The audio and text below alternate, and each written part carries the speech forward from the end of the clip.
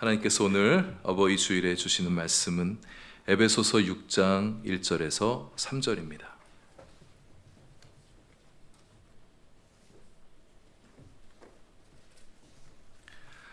에베소서 6장 신약성경 316면 7면쯤에 있습니다. 에베소서 6장 1절에서 3절 말씀, 우리 다 같이 한 목소리로 봉독하겠습니다. 자녀들아, 주 안에서 너희 부모에게 순종하라. 이것이 옳으니라. 내 아버지와 어머니를 공경하라. 이것은 약속이 있는 첫 계명이니 이로써 내가 잘되고 땅에서 장수하리라. 아멘. 기도하겠습니다. 하나님, 이제 주님 말씀에 귀를 기울입니다. 말씀 듣는 동안 우리 마음 안에 주님의 마음이 들어오게 하시고, 특히 오늘 어버이 주일에 주시는 말씀을 듣고 부모님께 감사하는 마음, 공경하는 마음 다시 품게 되는 저희들 되게 하여 주옵소서. 예수님 이름으로 기도합니다. 아멘. 어떤 화가가 세상에서 가장 아름다운 것을 자신의 화폭에 담아야겠다 생각을 했습니다. 그래서 그 가장 아름다운 것을 찾아 나섰습니다. 여행을 떠난 거죠. 여행 다니면서 수많은 사람들을 만나서 그들에게 당신에게 가장 아름다운 것이 무엇입니까를 물었습니다. 그가 만난 수많은 사람들 가운데 세 사람에게서 세상에서 가장 아름다운 세 가지를 나름 발견하게 되었습니다. 어떤 목사님을 만났습니다. 당신에게 가장 아름다운 것이 무엇입니까? 저는 믿음이라 생각합니다. 어떤 군인을 만나 군인에게 물었습니다. 당신에게 가장 아름다운 것은 무엇입니까? 평화입니다. 신혼여행 중에 있던 두 젊은이를 만났습니다. 당신에게 가장 아름다운 것이 무엇입니까? 그들은 서로의 얼굴을 마주보며 사랑이죠, 이렇게 대답했습니다. 믿음, 평화, 사랑, 이 세 가지 대답이 화가의 마음 안에 들어오게 됐습니다. 이제 그것을 그림에 담고 싶었습니다. 이 세 가지를 합한 것이 어디에 있을까? 또다시 여행을 떠나며 그 세 가지를 담아내는 그림의 소재, 그림의 대상을 찾아서 떠났습니다. 그러나 아무리 돌아다녀도 딱 이거다 싶은 그림의 소재를 만나보지 못했습니다. 아쉬운 마음을 가지고 집에 터벅터벅 그렇게 들어오는데, 문을 딱 여는 순간에 그의 어린 자녀들이 뛰어나오면서 아빠 하면서 달려오는 모습을 보게 됐습니다. 그 아이들을 끌어안고 그 아이들의 눈과 표정에서 믿음을 읽어낼 수가 있었습니다. 오랜만에 만나 반갑게 자신과 포옹하게 되는 아내를 안고 그 아내에게서 이것이 사랑이구나 라는 걸 느꼈습니다. 여장을 풀고 잠시 쉬는 동안 그의 마음 안에는 아래에서부터 깊이 차오르는 무엇인가를 느끼게 되었습니다. 그것은 평화였습니다. 세상에서 가장 아름다운 것, 믿음과 평화와 사랑을 다 담고 있는 것이 바로 가정이라는 것을 깨닫게 됐습니다. 그토록 애타게 찾았던 그림이 바로 가정이었죠.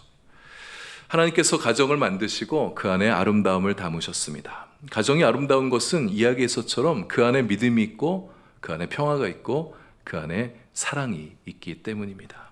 여러분의 가정 안에 이 믿음과 평화와 사랑이 가득하기를 축복합니다. 하나님을 향한 믿음, 서로를 향한, 가족 식구들 서로를 향한 믿음이 가득하고 여러분의 가정마다 평화가 넘치고 여러분의 가정에 하나님을 향한 사랑과 서로를 향한 사랑이 가득 넘치게 되기를 축복합니다. 지난 주일에는 가정의 중요한 두 축인 부부 간의 관계, 또 부모와 자식 간의 관계에 대해서 함께 말씀을 나눴습니다. 우리가 예수님을 바라보며 서로 배우자를 바라보고 예수님을 바라보며 자녀들을 바라보게 되어질 때 우리 가정이 행복하게 될 것이다, 함께 말씀을 나눴습니다. 주님을 바라보고 주님을 의지한 그 가정, 하나님께서 반드시 그분의 지혜와 능력으로 그 가정을 복되게 해주십니다. 오늘은 교회력으로 어버이 주일인데요, 오늘이 어버이 주일이라고 그러니까 좀 낯설게 느껴지신 분들이 계실 것 같아요. 어버이날이 벌써 지난 지가 얼마가 됐는데, 일주일이나 됐는데 무슨 어버이 주일이야? 좀 생소하게 그렇게 느끼실지 모르겠습니다. 어버이날이 되면 많은 분들이 평소보다 부모님을 더 많이 생각합니다. 이제 부모님께 효도하며 살아야겠다, 그런 마음들을 먹게 되어지는데, 근데 그런 마음이 대부분 많은 경우에 그날 또는 그 다음 날까지만 이어지고, 또 그 다음 날이 되어지면 여전히 바쁜 삶 속에 함몰되어져서 부모님을 향한 효심의 마음도 또 잃어버리고 살아가는 그런 모습들을 많이 보이지 않나 싶습니다. 그래서 어버이날이 지난 지 이제 일주일밖에 되지 않았는데 어버이날이라고 그러니까 조금 낯설게 느껴지는 분들이 계시지 않을까 싶어요. 부모님께 잘 해드려야겠다고 마음 먹었던 것 다시금 어느새 흐릿해졌다면 오늘 말씀 들으면서 다시 그 마음 찾아오시길 바랍니다. 특별히 주님의 말씀으로 부모님을 대하는 우리의 마음을 새롭게 하면 좋겠어요. 내 부모와 내 아버지와 어머니를 공경하라. 부모에게 순종하라. 이 말씀을 다시 한번 우리 마음에 깊이 새겨놓고 부모 공경을 내 삶의 중요한 일부로 삼아 그렇게 살아가는 저와 여러분 될 수 있기를 바랍니다. 오늘 본문 2절에 보시면 내 아버지와 어머니를 공경하라. 이것은 약속이 있는 첫 계명이다. 이렇게 말씀하고 있네요. 약속이 있는 첫 계명. 이게 무슨 약속이냐? 3절에 이어지고 있죠. 이로써 내가 잘되고 땅에서 장수하리라. 여기서 계명은 하나님께서 이스라엘 백성들에게 주신 10계명을 일컫습니다. 이스라엘 백성, 하나님의 백성이라면 마땅히 지켜야 될 10가지 계명을 하나님께서 들려주셨어요. 우리가 잘 알다시피 10계명은 두 파트로 나눠지잖아요. 1계명부터 4계명까지는 하나님께 드려야 될, 하나님께 지켜야 될 계명을 말하고 있습니다. 하나님 외에 다른 신을 찾지 않는 것, 우상 숭배하지 않는 것, 하나님의 이름을 망령 때 일컫지 않는 것, 안식일을 거룩히 지키는 것. 그리고 6계명부터 10계명까지 6가지의 계명은 사람들 사이에서 지켜야 될 계명이에요. 그 중에 첫 번째 계명이 바로 부모 공경이죠. 근데 다른 계명은 그 계명을 지킨다고 해서 어떤 혜택을 준다든지 어떤 복을 약속한다는 그런 말씀이 없는데 유독 부모 공경의 계명에는 복을 약속하는 말씀을 달았습니다. 그만큼 하나님께서 이 계명을, 부모 공경의 계명을 중요하게 여기신다는 거죠. 부모 공경하면 장수하게 하겠다고 말씀하십니다. 장수의 축복, 오래 살아가는 축복. 고대 세계에서는 축복이, 장수가 축복의 아주 중요한 한 표징이었었습니다. 또 에베소서에서는 부모를 공경할 때 받는 축복을 일컬어 잘 된다 이렇게 말하고 있죠. 여러분, 우리가 잘 되길 바라지 않습니까? 잘 되는 축복 얼마나 좋은 거예요? 내가 하는 일이 잘 되고 나와 관계된 일들이 잘 돼가는 건 우리의 바람이고 소망이지 않습니까? 근데 부모를 공경할 때 잘 되는 복을 받겠다 그렇게 말씀하고 있습니다. 이런 이야기가 있습니다. 어떤 한 임금님이 시골에 이제 행차를 나가게 됐어요. 근데 그 마을 시골 사람들이 임금님이 오신다고 그러니까 너무들 다 보고 싶어가지고 우르르 다 나오게 됐습니다. 근데 그 마을에 임금님이 온다는 소식을 옆에 다리 좀 멀리 떨어진 마을에도 처차해서 그 소문을 듣게 된 거예요. 근데 그 마을에 어떤 할머니가 살고 계셨는데 그 할머니가 나도 임금님 얼굴 좀 봤으면 좋겠다 이런 마음이 드는 거예요. 근데 몸이 너무 연약하고 몸이 약해서 혼자 몸으로는 갈 수가 없었어요. 그래서 아들을 불러다가 아들아, 이 어미에 하나의 소원이 있는데 임금님 얼굴 한번 봤으면 좋겠다. 임금님 얼굴 보면 여한이 없겠다. 이렇게 하는 거예요. 아들이 예, 알겠습니다. 효심이 지극한 아들이었습니다. 어머니를 업고 십수리가 걸리는 먼 거리 마다하지 않고 어머니를 모시고 업고 그렇게 마을로 오게 된 거예요. 드디어 임금님이 행차하게 되어지는데 어머니가 키가 작으신 거예요. 그래서 임금님의 얼굴 보기가 어렵습니다. 어떡할까 하다가 이 아들이 어머니를 어깨에 모시드리고 낑낑대면서 이렇게 서서 힘들게 임금님의 얼굴을 볼 수 있도록 그렇게 애쓰는 거예요. 근데 그 모습을 지나가던 임금님이 보게 됐습니다. 행차를 멈추고 그 이제 아들에게 무슨 사연인지 물은 거예요. 그랬더니 이 아들이 이렇게 대답합니다. 어머니께서 임금님을 뵙고 싶어 해서 먼 길을 마다하지 않고 이렇게 달려왔습니다. 임금이 얘기합니다. 참으로 효자구나. 그 효자에게 그 자리에서 큰 상을 베풀어 주었습니다. 부모를 위해서 힘든 것 마다하지 않고 부모를 공경한 아들에게 뜻밖의 축복이 임하게 되었었죠. 우리가 부모를 공경할 때도 잘 되는 복을 주시겠다고 말씀하셨으니까 우리가 뜻밖의 날에 뜻밖의 사람을 통해서 뜻밖의 방식으로 우리도 축복을 받게 될 것입니다. 어머니를 멀리서 업고 왔던 이 효자가 임금님한테 큰 상을 받았다는 소문이 삽시간에 퍼져가게 됐어요. 근데 그 마을에는 아주 못돼 먹은 불효자가 한 명이 살고 있었습니다. 임금이 오든 말든 무슨 상관이야, 집안에 틀어박혀 있었는데 그 소식을 듣자마자 배가 아픈 거예요. 자기도 임금님한테 가서 상을 좀 받아야겠다 싶어서 나가기 싫다는데도 어머니를 억지로 모시고 업고서 막 달려나간 거예요. 그래서 예수님 행차가 자꾸 예수님이래. 임금님 행차가 끝나는 곳에서 그 임금님을 기다리고 있는 겁니다. 임금 지나가다 또 그 모습을 본 거예요. 낑낑대면서 막 숨 헉거리면서 어머니를 이렇게 업고 있는 모습을 보게 된 거죠. 예, 그 모습을 보면서 흐뭇해합니다. 야, 이 근방에는 효자가 참 많구나. 그래, 너도 어머니께 효도하기 위해서 이렇게 모시고 나왔느냐? 그랬더니 불효자가 대답하는 거예요. 네, 그러하옵니다. 그랬더니 그 불효자를 잘 아는 동네 마을 사람들이 얘기하는 거예요. 아, 임금님 아니에요. 저 사람은 아까 그 효자를 흉내내는 것입니다. 그랬더니 그 임금님이 껄껄거리면서 웃으면서 이렇게 말하더랍니다. 흉내라도 좋다. 효도를 흉내내는 것은 그 자체로도 좋은 일이니라. 그러면서 그 불효자에게 상을 내렸다는 이야기입니다. 그럼 우리가 부모 공경해야 되는 것 너무 잘 알잖아요. 그러나 때때로 우리의 마음이 잘 내키지 않습니다. 여러 가지 이유가 있겠죠. 바쁘기도 하고 무슨 사정이 있어서 우리 마음이 잘 움직여지지 않을 때가 있어요. 근데 마음이 움직이지 않는다고 그냥 가만히 있는 것보다는 효도 흉내라도 내는 것이 안 나는 것보다는 훨씬 더 나은 일입니다. 부모님 다 알아주세요. 내켜하지 않으면서도 그래도 애써서 부모 챙기겠다고 시간 내고 물질 내는 그 마음 우리 부모님 다 알아주십니다. 그냥 그 모습 보면서 좋아해 주시는 거죠.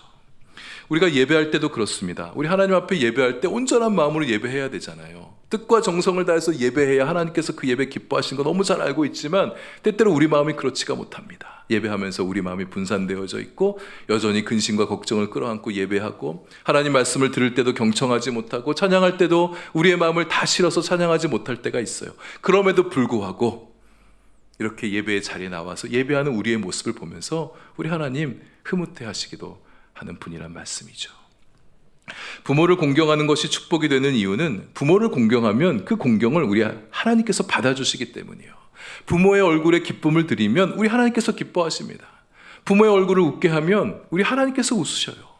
부모의 마음에 슬픔을 가져다 주면 우리 하나님 마음이 슬프시다는 거예요. 왜냐하면 우리 부모님의 마음 안에 우리 주님께서 살아계시기 때문입니다.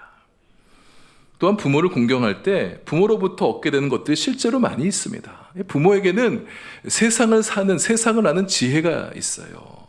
세상 지식은 짧을 수 있습니다. 말도 조리 있게 잘 못할 수 있습니다. 그렇게 세상에서 영향력 끼칠 수 있는 그런 위치에 있는 분이 아닐 수 있어요. 그러나 그분에게는 오랜 인생을 살아오면서 쌓여온 인생의 진실을 알고 있습니다. 인생을 잘 살아가는 지혜를 알고 계시는 거예요. 그리고 자식을 말할 때, 자식에게 뭔가를 말할 때 사랑을 담아서 얘기하잖아요. 사랑으로 하는 말에는 생명이 있습니다.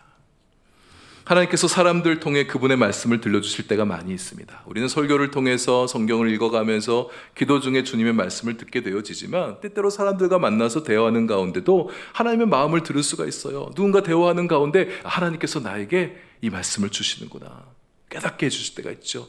하나님께서 사람을 통해 지혜를 주시고 통찰력을 주시고 해안을 주실 때가 있단 말입니다.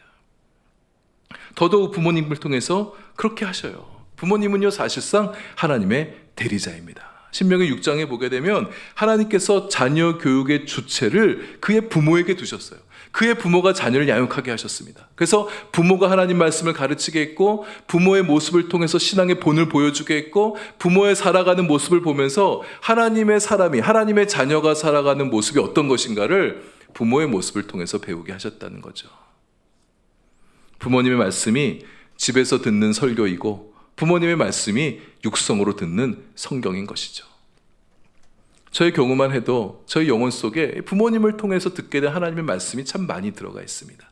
어머니의 말씀을 통해서 저의 인생에 좋은 교훈, 목회하며 살아가는 데 필요한 것들, 참 많은 것들을 제 마음에 새겨 넣었죠. 처음에는 잔소리처럼 느껴질 때도 있었어요. 나도 좀 이제 다 아는데 좀 그만해도 되겠다, 이런 마음을 가질 때도 있었습니다. 그러나 돌아보면 그것이 저 자신에게 얼마나 지혜와 유익이 되어 있는지 고백하지 않을 수가 없습니다. 여러분 부모님 말씀 잘 새겨 들으십시오. 지혜가 있습니다. 그 말씀들 안에 우리의 인생을 가치 있고 의미 있고 아름답게 살아갈 보물들이 담겨 있습니다. 부모를 공경한다는 거 사실 기독교인들만 아는 얘기 아니죠. 성경에 나와 있는 성경만의 진리가 아닙니다. 믿지 않은 사람들도 부모 공경해야 된다는 거 다 알아요. 그러니까 부모 공경이 기독교 신앙의 독특한 주제가 아니라는 거죠. 모든 인류에게 주신 보편적인 가르침, 보편적인 윤리, 보편적인 심성이다 이렇게 말할 수 있겠는데요. 그런데 부모 공경에 있어서 기독교 신앙 성경적인 가르침에 독특성이 있습니다. 독특함이 있어요. 그게 1절에 나타나고 있습니다. 자녀들아 주 안에서 너희 부모에게 순종하라. 부모 공경은 순종으로 나타나게 되는 건데 어떻게 순종하라 말씀하느냐? 주 안에서 순종하라 이렇게 말씀하고 있다는 거예요. 주 안에서 순종하는 것이 부모를 잘 공경하는 일이 되어진다 이렇게 말하고 있는데 그럼 주 안에서 순종하는 게 뭐냐? 한 세 가지를 나눠보려 합니다. 첫 번째는 우리가 주님 안에 거하여야 부모님께 순종을 잘할 수 있다는 거예요. 주 안에서 순종하라. 우리가 주님 안에 거할 때 부모에게 순종을 잘할 수 있다는 겁니다. 부모를 진심으로 사랑하며 공경하며 순종할 수 있는 힘은 우리가 예수 그리스도 안에 거할 때예요. 우리가 예수님 안에 잘 머물러 있으면 부모에게 잘 순종할 수 있습니다. 예수님 안에 머물러 나와 예수님의 관계가 참 좋으면 우리 부모님들에게 순종하고 사랑하고 공경할 수 있어지게 된다는 거예요. 성경은 부모가 우리에게 어떤 부모인가에 따라서 공경의 여부, 공경의 정도를 결정하라 말씀하지 않습니다. 좋은 부모든 그렇지 못한 부모든 모든 부모에게 공경하라고 그렇게 말씀하고 계셔요. 부모 공경은 부모가 우리한테 잘해주기 때문에 하는 것이 아니라 하나님의 뜻이기 때문에 하는 것입니다. 근데 우리는 종종 내 생각, 내 판단, 내 감정, 내 주장, 내 자아가 높아지게 되면 부모를 공경하는 마음이 참 힘들어집니다. 그러나 우리가 주님 안에 거하게 되어질 때에 우리 마음이 부드러워져요. 주님 안에 거할 때에 내 뜻보다 주님의 뜻이 더 중요해집니다. 우리가 주님 안에 거하게 되어질 때 주님의 사랑이 우리의 마음을 움직여서 때로는 합리적이지 않은 부모의 말에, 때로는 마뜩치 않는 부모의 요청에, 그러나 부모가 좀 부족하다 할지라도, 나를 좀 힘들게 한다 할지라도, 곤란하게 한다 할지라도 그 주님의 사랑이, 주님의 마음이 나를 움직여 부모를 공경할 수 있도록 이끌어주는 것이죠. 우리가 주님 안에 바로 서십시다. 그럴 때 부모 공경도 바르게 할 수 있습니다. 두 번째는 주님 안에서 순종한다는 의미, 하나님께 순종하는 것이 부모에게 순종하는 것보다 앞선다는 뜻입니다. 부모님께 순종하는 것과 하나님께 순종하는 것이 대체로 연결되어 있습니다. 우리 부모에게 순종 잘하면 그게 하나님께 순종하는 것이 되어지는데, 때때로 부모에게 순종하는 것과 하나님께 순종하는 것이 충돌을 일으킬 때가 있습니다.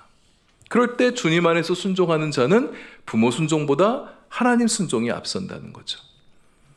청년 때에 예수님을 믿게 된 어떤 사람이 있었습니다. 그가 목사님을 찾아가서 얘기하는 거예요. 목사님, 저 이제 교회 다니지 않겠습니다. 왜 그러냐? 그랬더니 이렇게 얘기하는 거예요. 저희 어머니가 예수님 믿는 것을 결사 반대하십니다. 부모님이 반대하는 것을 저는 할 수가 없습니다. 부모님이 무척 싫어하시는데 제가 예수를 어떻게 믿을 수가 있습니까? 이런 경우를 두고 성경이 주 안에서 순종하라 말씀하는 것입니다. 부모가 예수 믿지 말라고 명령할 때에 우리는 그 명령을 받아들일 수가 없어요. 다른 것들은 다 순종한다 할지라도 예수님 믿지 말라는 명령까지 순종할 수는 없는 것입니다. 이것은 하나님을 대적하는 명령이기 때문이죠. 믿음 때문에 믿지 않은 부모에게 거역하는 것, 당장에는 불효처럼 보일지 몰라도 여러분, 그것이 불효가 아닙니다. 만약 부모님이 예수님을 알고 있었다면, 예수님을 믿는다면 절대로 자식에게 예수님 믿지 말라는 명령 하지 않을 것이기 때문입니다. 훗날 예수님 만나시게 되면, 복음을 만나게 되어지면 그때 예수님 믿지 말라고 했던 거 미안해할 거예요. 부끄러워할 것입니다. 왜냐하면 예수의 복음이, 예수님 말씀이 참된 진리이며 참된 생명이며 사람이 걸어가야 될 참된 인생의 길이기 때문이죠. 부모님께 다른 일들 잘 순종하면, 평상시 공경하는 모습 보이면 예수 믿지 말란 말 잘 하지 않을 거예요. 그럼에도 불구하고 예수 믿지 말라고 그렇게 말한다면 우리는 그 부모가 그렇게 말한 것 위에 배후의 역사는 사탄의 역사를 감지할 수 있어야 됩니다. 영적 싸움이 있는 것이죠. 믿음의 선한 싸움을 싸워야 됩니다. 믿음으로 그것을 이겨나가게 되어질 때에, 믿음이 승리하게 되면 부모님도 장차 주님께로 나오는 날들이 오게 될 것입니다. 세 번째, 주 안에서 순종한다는 것은 희생한다는 의미가 있어요. 예수님의 순종이 그러했습니다. 희생하고 낮아지는 순종의 모습을 보여줬죠. 주 안에서 순종한다는 건 예수님처럼 희생하며 낮아지는 순종을 보인다는 것입니다. 순종한다는 말의 어원을 보면 아래에서 듣는다라는 말이 있습니다. 아래에 내려와야 잘 들리는 거예요. 내가 누군가에게 순종하려고 그러면 위에 있어서는 순종이 안 됩니다. 그 사람 아래에 내려와야 순종할 수 있게 되어집니다. 그럼 우리가 부모님 아래에 내려오십시다. 부모님의 권위를 인정해드리고 부모의 말에 귀를 기울이는 거예요. 잘 듣는 데서부터 순종이 시작되어집니다. 부모가 하는 말씀을 잘 듣고, 특별히 말씀 이면에, 하는 말 이면에 마음의 말이 있어요. 그 마음의 말을 잘 알아듣고 들어드리는 거 부모님께 보일 수 있는 좋은 순종이죠. 부모에게 순종하는 것이 힘들 때가 있습니다. 많은 경우에 부모의 말씀 다 옳죠. 자녀 잘 되라고 하는 말들이잖아요. 그러나 자식들이 또 많이 커서 세상을 살아가다 보면 이게 부모님의 생각과 맞지 않은 것을 또 발견하게 되는 일들이 생기죠. 주님의 뜻에 어긋나는 것은 아니지만 받아들이기 힘들 때가 있단 말이에요. 부모의 뜻 들어드리느라 나의 좋은 뜻을 포기해야 될 때도 있습니다. 부모의 생각이 합리적이지가 않아요. 쉽게 해결할 수 있는데 부모의 제안이 마땅치가 않게 느껴질 수 있습니다. 그래도 그 마음 헤아려 부모님 뜻을 따라주는 것이 잘하는 일일 수가 있습니다. 며느리로서 시부모 섬기는 것이 힘들 때도 있어요. 배우자가 내 편 안 들어주고 부모님 의견만 따르려고 할 때 마음이 섭섭하고 힘들 수도 있겠죠. 그것이 부당한 요구라고 느껴질 때도 있습니다. 그럼에도 불구하고 주님께서 우리의 마음에 따르라 이렇게 말씀하신다면 그것이 내가 짊어져야 될 십자가인 줄 알고 기꺼이 짊어지는 것이 주 안에서 순종하는 것입니다. 혹시 여러분 가운데 부모와 관계를 끊고 살아가는 분이 계십니까? 무슨 이유가 있으시겠죠. 남들이 이해하지 못할 참 어려운 어떤 일들이 있어서 이런저런 일들이 있어서 부모와 관계를 끊고 살아가는 사람이 있을 수 있습니다. 그러나 계속 그렇게 부모와 연을 끊고 살아가는 것, 만약 하나님께서 기뻐하지 않을 것 같다고 여겨지신다면 내가 먼저 용기를 내어서 부모님 찾아가면 좋겠습니다. 우리가 주님 안에서 부모님 다시 사랑할 수 있어요. 주님 안에서 부모님 다시 순종할 수 있습니다. 주님 안에서 부모님 용서할 수 있습니다. 주님 안에서 부모님을 내 삶에 다시 들어오게 할 수 있습니다. 부모님으로부터 상처를 받고 살아가는 사람들이 의외로 많이 있습니다. 아무리 자식이어도 해서는 안 될 말이 있는데 이 자녀의 가슴에 큰 상처를, 못질을 안겨주는 부모들이 있어요. 자식의 마음에 지우지 못할 어떤 행동을 해서 자녀의 마음을 힘들게 하는 부모들도 있습니다. 그 상처가 너무 깊어서 그래도 부모님 용서하셔야죠 이런 말 하는 것이 오히려 더 상처가 되는 그런 분들이 계십니다. 그러나 주님 안에 계신 여러분, 우리 주님께서 도와주십니다. 나의 모든 죄, 나의 모든 상처, 아픔을 보혈로 다 씻어주신 주님께서 우리 부모님, 나를 힘들게 했던 부모님도 다 용서할 수가 있어요. 미움을 이기는 승리가, 상처를 이기는 치유의 힘이, 분노를 녹아내리게 하는 은혜의 힘이 우리 주님께로부터 여러분에게 임하여서 그렇게 용서하기 힘든 사람도 용서할 수 있는 여러분 되실 수 있기를 바랍니다. 예외적인 경우도 있지만요, 그런 많은 경우에는 우리 부모님이 나빠서 우리에게 상처를 주신 게 아니에요. 부모님들이 나를 괴롭히려고, 나를 힘들게 하려고, 나를 못 살게 하려고 상처 준 게 아닙니다. 부모도 약점을 지닌 사람들이에요. 연약한 사람들입니다. 좋은 자녀가 되기를 바라는 마음이 많이 있지만 표현이 서툰 거예요. 자신의 감정도 잘 다룰 줄 몰라서 그냥 해서는 안 될 말 그렇게 자녀들에게 내뱉기도 하시는 겁니다. 그래서 날 것 그대로 그냥 자녀의 마음에 비수가 되기도 하죠. 기다려주는 힘이 약한 부모들도 많이 있습니다. 근데 좀 이상한 점이 있어요. 자녀는 부모로부터 받은 상처들 대체로 많이 기억하고 사는 것 같아요. 작은 상처라도 그때 엄마가 나한테, 아빠가 나한테 이런 말 했어. 상처를 안고 살아가는 거예요. 근데 부모들은 좀 안 그런 것 같습니다. 자녀들의 말에 상처를 잘 안 받는 것 같아요. 잊어버리는 것 같아요. 여러분, 내가 부모로부터 받은 상처만 생각하지 마시고 내가 부모님께 드린 상처가 있다는 것도 기억하셔야겠습니다. 부모님이 잊어버려서 또는 말하지 않아서 그렇지 우리 부모님이 나 때문에 속상해하고 힘들어하고 아파했던 일들이 많이 있습니다.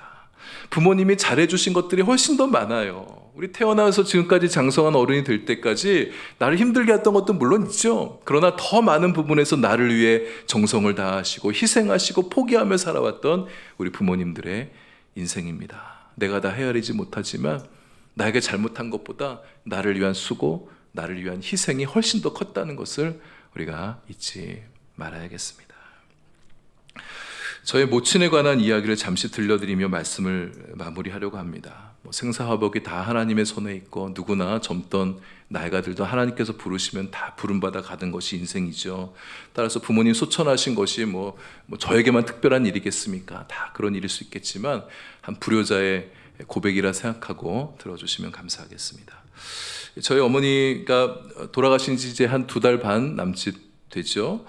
근데 어머니 소천이, 갑작스러운 소천이 참 아쉽고 좀 안타깝습니다. 저희 아버지가 치매를 걸리셔서 제 어머니가 이제 한동안 많이 수발하셨고요. 돌아가시기 3달 전에 이제 아버지를 요양원에 이제 모셔드리게 되었습니다. 요양원에 모셔드릴 때 뭐 부모, 엄마 마음이 또 저의 마음이 뭐 편하겠습니까? 그 살아가는 그 모습이 안타깝죠. 돌아가신 지 얼마 되지 않아서 나 언제 나가냐 그렇게 물으시는 말을 들을 때 어머니 마음 먹먹해지신 걸 옆에서 봤거든요. 힘들죠. 근데 아버지 생각하면 그런 불편한 마음이 들지만 어머니 인생 이제 더 이상 움츠러들지 말고 아버지 섬기지 못한다고 죄책감 느끼지 말고 이제는 고생 많이 하셨으니까 요양사들이 잘 섬겨줄 테니까 어머니 인생 사셨으면 좋겠습니다. 그것이 아들의 진심된 마음이었습니다. 아버지 요양원 들어가실 때 그냥 자꾸 위가 아프시다고 얘기하는 거예요. 아버지 섬기시느라고 스트레스 많이 받아서 위가 많이 아프겠구나, 아프셨나 보다 이런 생각 들어서 병원 가셔서 약 받으시고 치료 잘 받으세요 이렇게 말씀을 드렸죠. 근데 전화할 때마다 그냥 계속 아프시다는 거예요.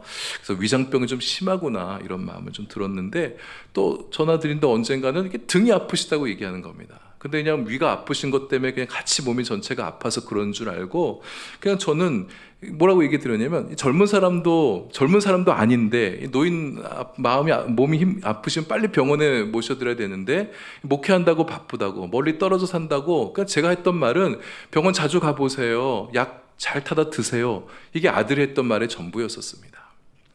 갈수록 낫지도 않고 아프다고 하시니까 종합 정밀 검사를 받아보게 됐는데 결과 보러 갈 때 저와 아내가 함께 모시고 갔습니다. 췌장암 4기 판정을 받으셨어요. 다른 장기에도 이미 전이가 많이 돼서 이제 손쓸 수 없는 상황이 됐습니다. 이제 죽음을 기다려야 됩니다. 그래서 호스피스 병동에 모셔서 몸 여전히 힘드시지만 그래도 좀 편안하게 죽음을 맞이하고 지나온 날의 인생들을 돌아보는 그런 시간들을 갖게 해드리고 싶었습니다. 근데 어머니께서 준비가 다 돼서 이제 들어가기만 하면 되는데 안 들어게 하시겠다고 그러는 거예요. 왜 그러세요? 그랬더니 기도하고 싶으시대요. 제 어머니도 막 기도할 때 보면 막 우리 교회 권사님들처럼 막 열심히 막 한번 기도하면 3시간 4시간 막 그렇게 기도하는 분이시거든요. 병원 들어가게 되면 소리내서 맘 놓고 기도하지 못하지 않니? 내가 더 많이 기도하고 싶다 그러시는 거예요. 예, 알겠습니다. 그렇게 한 달을 이렇게 지나가게 됐는데 더 이상 이제는 안 되겠는 거예요. 아내가 자주 서울에 올라가서 어머니 보살펴 드리고 있었지만 더 이상 상태는 악화되어 갔습니다. 이제는 더는 안 되겠다. 강제로라도 호스피스 병동에 모셔야겠다. 이렇게 마음을 먹고 판단하고 전화 드리려고 했던 그 하루 전날 내일 전화 드리려고 했던 거예요. 근데 그 전날에 어머니께서 자택에서 부름을 받아 떠나가시게 되었습니다. 여러분 우리 부모님 우리가 생각하는 대로 기다려주지 않는 것 같습니다. 아직 부모님이 젊으시다면 뭐 그런 걱정 뭐 하지 않으실 수 있겠지만 연세가 있으시다면 살아계실 때 좀 더 잘해야겠다는 마음 우리 안에 가졌으면 좋겠어요. 한 번 전화 드리던 거 2번 전화 드리고 한 번 찾아뵙던 거 조금 바쁘고 힘들어도 2번 찾아뵙고 했던 말 또 반복하더라도 반복해서 말하더라도 처음 듣는 것처럼 들어드리고 얼마 전에 했던 말 기억하지 못해서 답답하다 할지라도 다시 처음 하는 말인 것처럼 또 들려드리고 나와 상관없는 말 많이 자꾸 하셔도 그래도 즐겁게 들어드리고 정작 하고 싶은 말이 있어도요 나이 들어가시면 자식들 눈치 보느라 하고 싶은 말도 잘 하지 못합니다. 그 마음 알아 챙겨드리고 자식이 경제적인 부담을 자식들에게 안겨줄까 싶어서 말하지 못하는 거 늘 괜찮다고 입버릇처럼 말하고 있지만 드시고 싶은 거 있으시잖아요. 그거 사다 드리고 가고 싶은 곳 있다고 말씀하실 때 그건 모셔드리는 거 그분의 눈과 입을 즐겁게 해드릴 수 있는 우리가 되면 좋겠습니다. 공경하다는 말의 사전적인 정의는 사람을 대할 때 몸가짐을 조심스럽게 받드는 것이다. 조심스럽게 하고 받드는 거다 이렇게 말씀하고 있어요. 우리가 부모님을 대할 때 그렇게 할 수 있으면 좋겠습니다. 몸과 마음을 겸손하게 하는 거예요. 우리 때때로 우리 부모님들한테 좀 거칠게 하지 않습니까? 겸손하게 공손하게 대하는 거예요. 무엇보다 공경은 마음에서부터 시작되어집니다. 마음에 공경이 없으면 몸가짐이 조심스럽지가 않습니다. 마음에 공경이 없으면 잘 받들지 못합니다.